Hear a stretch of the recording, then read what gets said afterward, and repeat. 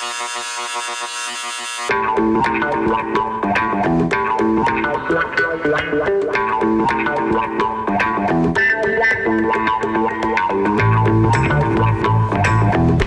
is all about house organization and cleaning things up. Like, it's crazy the amount of stuff that we have that is unorganized.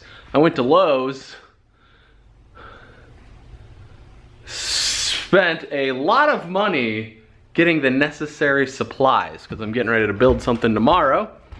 And just check this out. So earlier this week, I did all of this work. You'll see here. So these are all of Kate's books in different languages.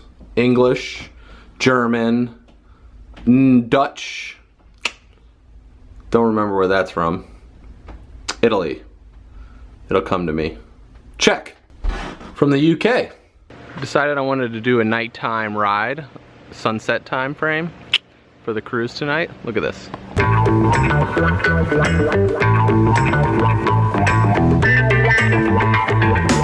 So good. It's gonna be so good. I'm in the process of cleaning up the house, which I'll show you tomorrow after I get everything squared away. So I was going through my stuff and look what I found. My Wake Forest MBA. Boom. Amazing, right? It was in like a box. Then it got me thinking about what is it about education that people really latch onto and the credibility builder for education is so high. Because I was listening to a podcast today about by I Love Marketing with Joe Polish and Brian Kurtz, and they were talking about how they've spent, Joe said he spent over $1 million after he never went to college. He was a dead broke carpet cleaner and then built a multi-million-dollar carpet cleaning business.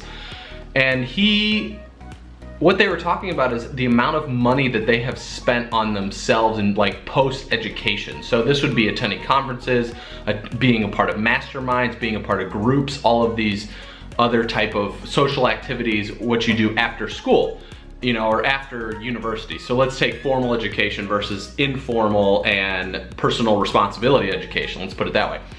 And so he started talking about how he spent so much money doing this, and I have done the exact same thing. I remember my first 3 years, I was flying all over, first 3 years after I started business, I was flying all over the country, doing all sorts of different conferences and activities and just trying to suck in as much information as I possibly could.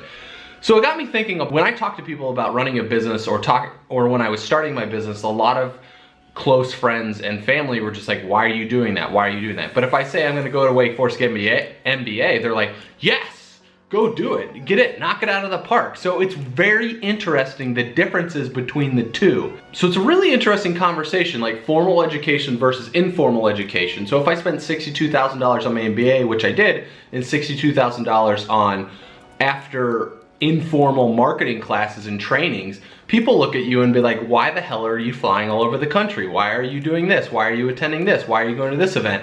Seems like all you do is go to events now. Well, because I'm mastering and developing a skill that the formal education did not teach me. Now there is benefits and pluses of formal education versus the informal personal responsibility education. And what makes me money? Like what puts money in my pocket? It's definitely this informal. Why? Because I went through, so I take my formal education, it gave me a broad spectrum of everything I wanted to do. And so a lot of times I hear, especially students, and I'll talk about getting my first job. Like I put work in to get my first job out of college. A lot of work to research and develop and create what I ended up landing at Philip Morris and kind of manifested it. But it wasn't just manifestation, it took work to go in there. So this is a broad spectrum for most universities and most degrees, right? It's a broad overview of what it is you want to do. And then what happens is that I ended up deciding that I wanted to run a business and that what I needed to do was master this informal education part. And it's very interesting. I think the older we get, the harder it is for people to focus and develop and put time in to develop this informal education spot, because we get so worked up and just we have no time. I have family at home, I have kids, I have a wife, I have a job. Like there is no time for this aspect. But this aspect of the informal education and the personal responsibility is what's going to create the freedom that I wanted in my life. It's exactly what created the freedom for myself. It's for all of my clients that I work with. This little part here of this informal education and personal responsibility to educate themselves is what creates the freedom for all of my clients. It's not this stuff that we did back in the day. It's not this formal education we did. There are a few professions where a lot of formal education really pays off, right? So doctors and surgeons and stuff like that, you want them to make sure they do a lot of research here. But they could specialize in different areas which would grow and develop this side a little bit more. So it's very interesting to look at the informal versus formal education system and where our biggest bang for the bucks are. I think, for the most part, I think a lot of us that go and get this formal education piece, we're too freaking young. Like, to graduate college at 22 and then all of a sudden we're supposed to use this degree that we have been achieving over the last 4 years to propel and excel the rest of this life?